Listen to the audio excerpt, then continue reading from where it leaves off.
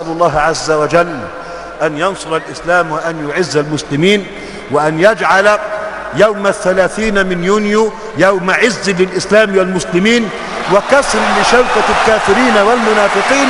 اللي هيرش الرئيس محمد مرسي بالمية هنرشه بالدم، ونحن نعدهم بأنهم سيسحقون في هذا اليوم، وإن شاء الله الشعب نازل وهياكلكم.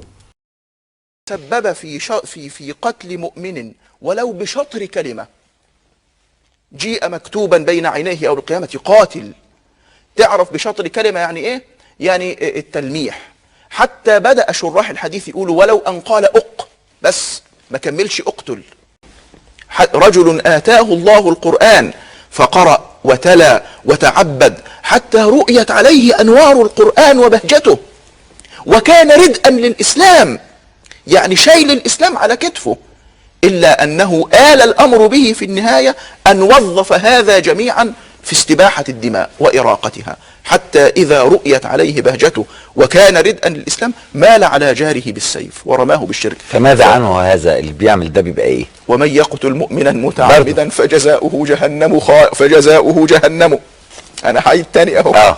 خالدا فيها وغضب الله عليه ولعنه وأعد له عذابا عظيما، لأنه كفر إنسانا مسلما واستباح دمه، وهو يقول في الآخر أنني أنصر الله ورسوله بهذا، فنسب إلى